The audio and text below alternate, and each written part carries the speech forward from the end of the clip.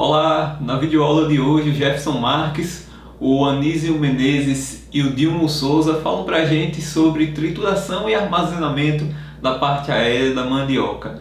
Eles apresentam ainda a possibilidade que tem de você misturar a mandioca com outras plantas e assim enriquecer ainda mais a alimentação do rebanho.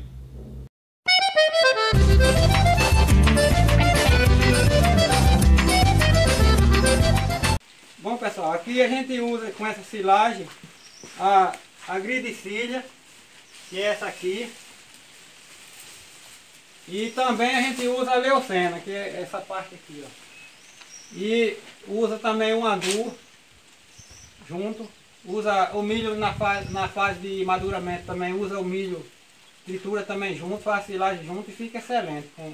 Como observamos na fala do nosso colega Anísio, existe várias possibilidades de estar fazendo o uso da mistura, né? Fazer a salada ali, uma mistura, seja no uso da dorna ou bombona ou do saco, junto com a parte aérea da mandioca aqui ensilada, né?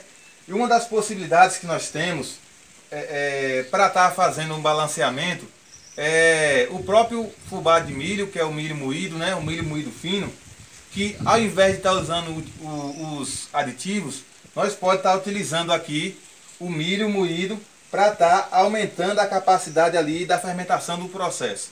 Tendo em vista que nós temos um material que vai ter em torno de 25% de matéria seca nesse momento, onde a gente vai fazer o processo da ensilagem, né? Onde se recomenda geralmente, estando na média, né, esse material, quando geralmente se recomenda ali de 30% a 35% de matéria seca, o material no momento que é feito o processo da ensilagem, o processo da trituração.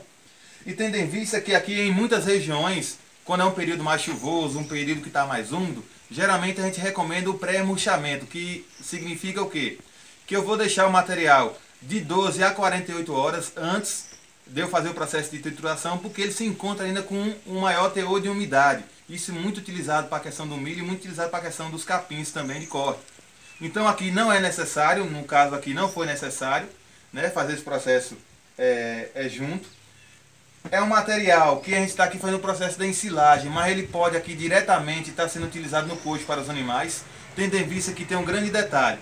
Tem um grande detalhe que aqui nós estamos utilizando uma mandioca de variedade forrageira, que é uma mandioca mansa, né? Diferente daquela mandioca brava, que tem uma maior concentração de um ácido chamado ácido cianídrico, que se concentra mais nas raízes, né? Então aqui nós temos material que pode ser servido diretamente in natura, fresco, ao coxo para os animais, e pode ser servido dessa forma em relação à parte da ensilagem. Nós aqui fizemos a ensilagem da maniva juntamente com a folha e ramas. Só que aqui também nós podemos fazer o processo da ensilagem da planta como um todo, aproveitando as raízes também, que é na raiz que vai configurar o maior teor de energia, né?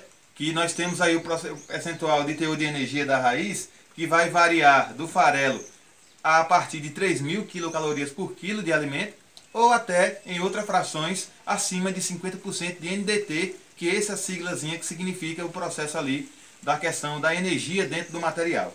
Então nós podemos utilizar aqui com fubá de milho, né, com outras plantas também, como por exemplo o capim de corte. Muitas vezes o capim de corte tem um baixo teor de energia e de proteína, onde é que a gente vai utilizar todo esse processo acrescentando em 30% aproximadamente de material da ensilagem da mandioca na ensilagem do capim de corte. Então é feita a trituração do capim de corte, assim como fizemos aqui da mandioca, e então acrescenta 30% da parte aérea da mandioca triturada dentro do saco, ou da dorna, ou do silo, do tipo de silo que tiver na propriedade, para ser feito o processo de ensilagem.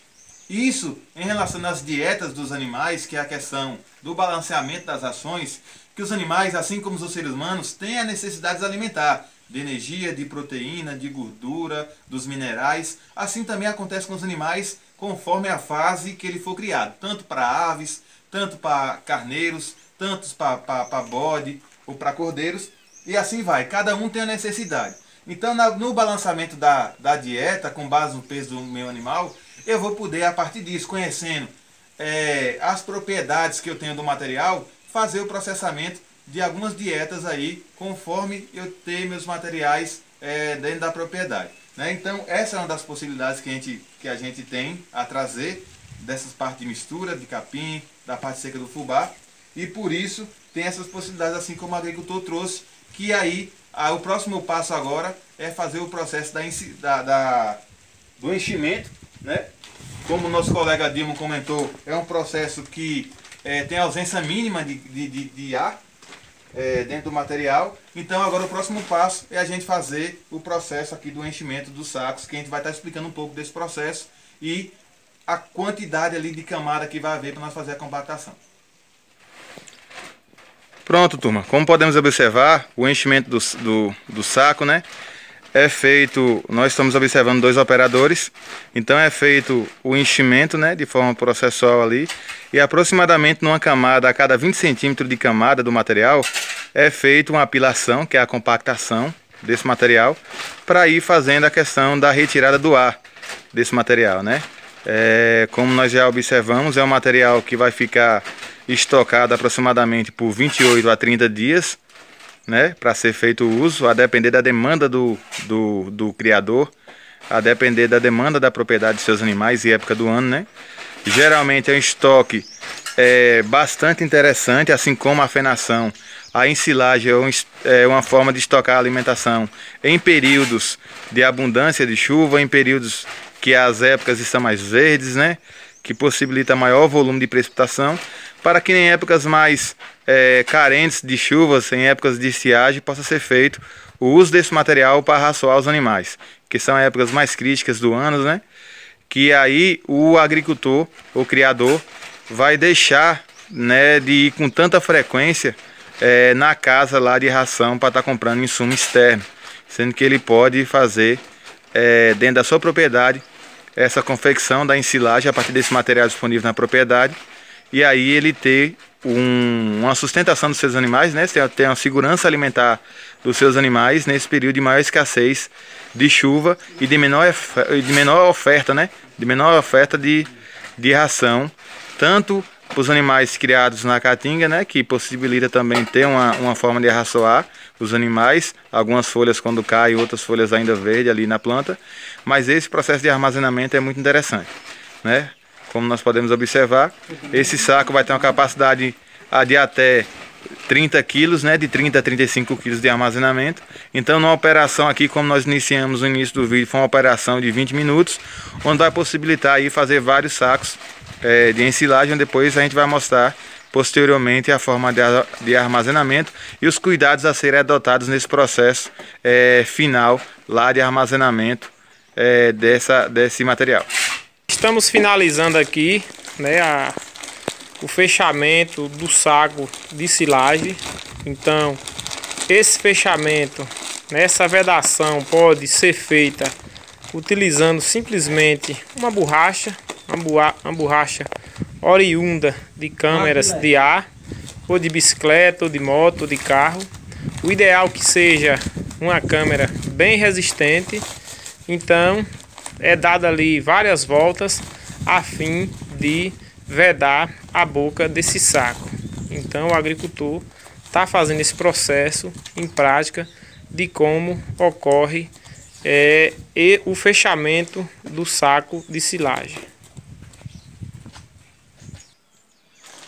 Bom, gente, terminando todo o processo então da ensilagem, desde a colheita feita lá em campo, todo o processo que nós explicamos no decorrer do vídeo, chega agora o momento do armazenamento, né? O momento do armazenamento deve ser feito de preferência no lugar que esteja coberto. No caso dos sacos, deixar separado da parede uns 30 centímetros e não deixar em contato direto com o chão. É interessante que se tenha ali alguma base para que o saco não fique em contato direto com o chão, no mínimo ali uns 30 centímetros, e da parede também ali separado da parede uns 30 centímetros. Para que não tenha contato com umidade e outros processos, com insetos, né? Olhando para a questão dos silos feitos em questão de usar do saco, um dos grandes problemas que nós temos é a questão dos roedores, né? onde o rato é o principal. O rato é um dos principais problemas no armazenamento no processo da ensilagem feita em sacos. Então, uma das possibilidades é que o criador fique sempre monitorando, né, essa área onde é que vai ser sido feita o armazenamento dos sacos, e a partir disso, observando alguma perfuração, algum furo feito, ou pelo pedaço de maniva, ou pelo algum redor, é interessante que o criador veja sempre mantendo a observação, e se houver alguma questão de algum buraco, sempre está monitorando para usar uma fita crepe, né, uma fita crepe nos lugares dos sacos, para que não haja a questão da entrada de ar, que como nós já dialogamos anteriormente, a questão da entrada de ar faz o processo que entra ar nesse armazenamento, né, ali possibilita a colonização de fungos e bactérias e vai naquele ambiente ali vai apodrecer a ensilagem. Então é um momento que tem que ser descartado, que não é interessante, né, não é recomendado dar para o animal essa parte. Então isso é um pouco da parte do processo do armazenamento. E finalizando então o nosso vídeo, toda a parte da ensilagem da parte aérea da mandioca aqui no assentamento Caiçara, no município de Serrolândia, vimos todo o processo, como é que é feito aqui junto com as famílias que são assessoradas pela APPJ aqui na região. Então é isso, um pouco do que nós podemos aqui observar durante esse dia de trabalho, e aí até a próxima. Na dúvida, deixe os comentários no vídeo, ou então a partir do nosso site, né? E e-mail do IRPA, faz-se algum comentário que a gente vai tentar estar dialogando com vocês para esclarecer maiores informações. É isso então, um abraço, até mais. Até a Distância é uma adaptação das atividades de assistência técnica e extensão rural do Bahia Produtiva. Projeto do Governo do Estado da Bahia por meio da Secretaria de Desenvolvimento Rural do Estado da Bahia. Executado pela CAR, Companhia de Desenvolvimento e Ação Regional, com recursos provenientes de acordo de empréstimo com o Banco Mundial.